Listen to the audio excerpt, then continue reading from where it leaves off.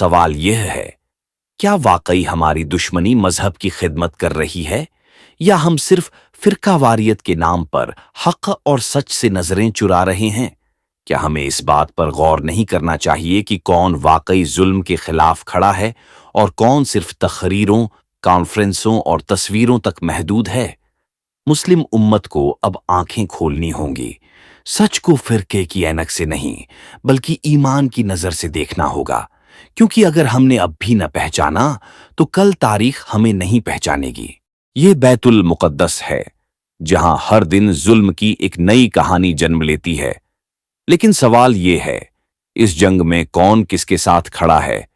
آج اگر ہم غیر جانبدار ہو کر صرف اتنا دیکھیں کہ پچھلے 2 دشکوں میں کس نے فلسطینی عوام کے ساتھ کھڑے ہو کر عملی مدد کی ہے، تو ایک ملک کا نام بار بار سامنے آتا ہے، اور وہ ہے ایران۔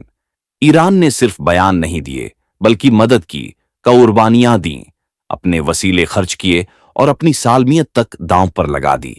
حزب اللہ ہو یا اسلامی جہاد، ان کے پیچھے کھڑا ایک مضبوط حلیف ہمیشہ رہا، ایران۔ یہ صرف دعویٰ نہیں بلکہ خود فلسطینی مزاحمتی قیادت بارہا ایران کی حمایت کا اعتراف کر چکی ہے۔ انہوں نے کھلے الفاظ میں کہا، جب سب دروازے بند ہو گئے تو صرف ایران نے ہمارا ساتھ دیا۔ ایران نے ان کی مالی، عسکری اور اخلاقی مدد کی ہے۔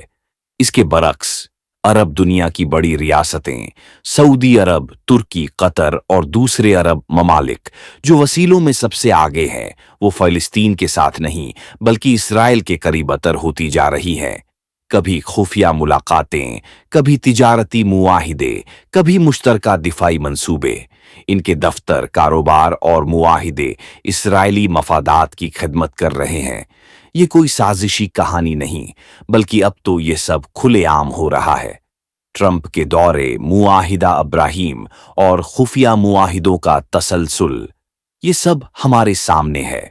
جس شام سے کبھی فلسطینیوں کو امیدیں تھیں، وہاں کے کچھ نام نہاد مجاہدین نے بھی اب ہاتھ ملانے شروع کر دیے ہیں۔ جب حالیہ دنوں میں ٹرمپ کا سعودی عرب دورہ ہوا تو انہی مجاہدین کو خوشامدید کہتے اور ہاتھ پر ہاتھ رکھتے دیکھا گیا۔ تو کیا اب ان سے فلسطین کے لیے کسی جنگ کی توقع رکھی جائے؟ لیکن سب سے زیادہ دکھ تب ہوتا ہے جب ہم مسلمانوں کے وہ طبقے دیکھتے ہیں جو صرف اس لیے ایران کو دشمن سمجھتے ہیں کیونکہ وہ شیعہ ہے، حالانکہ وہی ایران جس کے اوپر انگلیاں اٹھتی ہیں عملی طور پر فلسطینی عوام کے ساتھ کھڑا رہا ہے، اور وہی عرب ممالک جنہیں ہم سنی طاقت کہتے ہیں، چپ سادھے، خاموش یا کبھی کبھی حمایت میں بھی لگتے ہیں،